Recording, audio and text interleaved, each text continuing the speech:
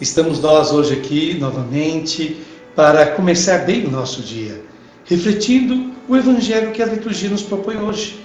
Essa leitura orante do Evangelho diário se propõe justamente ajudar você a começar o dia com esperança, com força, com fé. E hoje a liturgia nos propõe um belo Evangelho, uma bela passagem. Nós continuamos na companhia do Evangelho segundo João. Hoje nós vamos ler uma passagem do capítulo 5, versículo de 1 a 3 e depois versículo de 5 a 16. Está aí embaixinho a citação para que você possa tomar a sua Bíblia agora, abri-la e nos acompanhar. E depois que o programa terminar, você é convidada a ler novamente essa passagem e se colocar as questões que eu deixarei a você ao final do programa de hoje. Sempre o programa se encerra com algumas questões, com algumas perguntas para a gente meditar, para nós refletirmos individualmente. Então, você antes de meditar nessas perguntas que ficarão, você poderá novamente ler o texto que nos é proposto como Evangelho da liturgia de hoje. Mas antes, façamos a nossa abertura pedindo que Jesus, médico dos corpos e das almas, curai as feridas profundas da nossa humanidade, para que possamos gozar em plenitude dos dons da vossa redenção. Em nome do Pai, e do Filho e do Espírito Santo. Amém. Eu vos proclamo a boa notícia de nosso Senhor Jesus Cristo, segundo João. Naquele tempo, houve uma festa dos judeus, e Jesus subiu a Jerusalém. Existe em Jerusalém, perto da Porta das Ovelhas, uma piscina com 5 pórticos, em hebraico chamada Betsata. Ali ficava deitada uma multidão de doentes, cegos, coxos e paralíticos. Encontrava-se ali um homem enfermo, havia 38 anos. Jesus o viu ali deitado e, sabendo que estava assim desde muito tempo, perguntou-lhe: queres ficar curado? O enfermo respondeu: Senhor, não tenho quem me leve à piscina. Quando a água se movimenta, quando estou chegando, outro desce antes de mim. Jesus lhe disse: levanta-te, pega a tua maca e anda. No mesmo instante o homem ficou curado, pegou sua maca e começou a andar. Aquele dia, porém, era sábado. Por isso os judeus disseram ao homem que tinha sido curado: é sábado, não te é permitido carregar a tua maca? Ele respondeu: aquele mesmo que me curou disse: pega a tua maca e anda. Então lhe perguntaram: quem é aquele que te disse: pega a tua maca e anda? Todavia, o que fora curado não sabia quem era, pois Jesus se afastara por haver muita gente no lugar.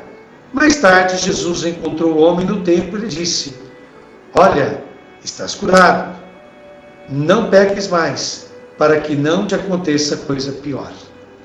O homem saiu e contou aos judeus que era Jesus quem o havia curado. Por isso os judeus começaram a perseguir Jesus, porque fazia tais coisas em dia de sábado. E esta é a palavra da salvação. Meus queridos, é impressionante como que no Evangelho de João nós nos deparamos com diversas cenas nas quais Jesus realiza curas em dias de sábado. Ele faz de propósito isso. E ele cura pessoas que não estão correndo risco de morte, não são pessoas que estão ali à beira da morte, para ter que ser curadas assim imediatamente, o que até justificaria uma cura realizada num dia que era proibido qualquer tipo de atividade, como era o sábado para os judeus. Não. Jesus curava pessoas, como é o caso desse paralítico, que poderiam muito bem esperar o dia seguinte, ou uma semana depois, para serem curadas, sem nenhum problema, sem nenhuma dificuldade. Mas é interessante isso, de propósito, Jesus quebra a tradição dos sábados e cura em dias de sábado. E ele faz para restabelecer o sábado como o verdadeiro dia do Senhor. Porque o sábado surgiu como uma medida até de cunho social, como a gente encontra no livro do Êxodo e no Deuteronômio, no Antigo Testamento. Lá, a origem do sábado está ligada ao descanso, a um dia de libertação para aqueles que trabalham.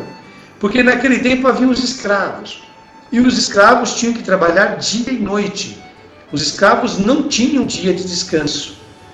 Foi somente na sociedade judaica, repito, somente na sociedade judaica, a sociedade da qual surgiu Jesus, foi nessa sociedade que surgiu esta lei do descanso sabático, válido para todos, inclusive os escravos.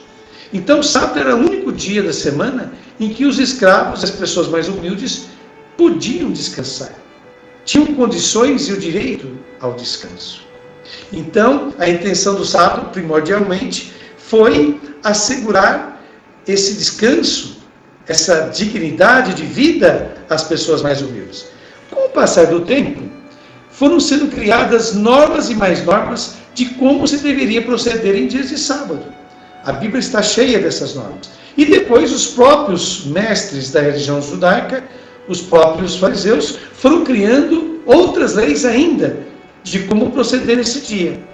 Resultado: aquilo que era para ser um dia consagrado ao Senhor, aquilo que era para ser um dia de alegria, aquilo que era para ser um dia de festa, um dia de solidariedade humana, acabou por se tornar um dia pesado, um dia de cumprimento de várias e várias regras, um dia em que o amor não era praticado, mas o rito, a norma.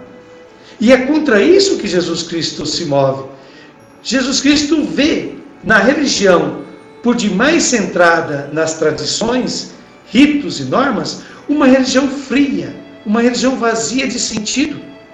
A norma passa a existir por si mesma. Os judeus estavam guardando o sábado não para que ele fosse um dia de maior solidariedade, amor e justiça entre as pessoas, mas simplesmente para seguir uma norma, uma determinação religiosa. Jesus Cristo restabelece, então, o sentido verdadeiro do sábado, ao fazer no sábado as suas curas, os seus milagres, ao praticar em dia de sábado o resgate da dignidade do ser humano, o resgate da vida humana, a promoção da vida humana. Por isso que ele foi perseguido e incompreendido pelos seus próprios compatriotas. E aqui agora eu gostaria de deixar algumas perguntinhas para você que está nos acompanhando pelo Facebook ou pelo YouTube. Querido irmão, querida irmã, a religião a qual você se apegou é uma religião de ritos, de normas? Você acha que cumprindo certas normas da sua igreja, certos ritos, isso seja suficiente para a sua vida de fé e para a sua salvação pessoal? Será que você não está agindo um pouco como os doutores da lei, os dirigentes religiosos da época de Jesus, que condena fazer o bem num dia de sábado só para não ferir um mandamento, só para não se ferir uma regra? Será que não somos pessoas por demais determinadas e conduzidas por regras e não estamos esquecendo o valor da misericórdia, o valor da solidariedade, especialmente nesses tempos que estamos vivendo? Você está preocupado e preocupada também com os outros ou somente com os de sua casa? Então, com muito carinho, pense, reflita, se interrogue à luz desse santo evangelho de hoje. E que Deus conceda saúde a todos e nos proteja. Amém.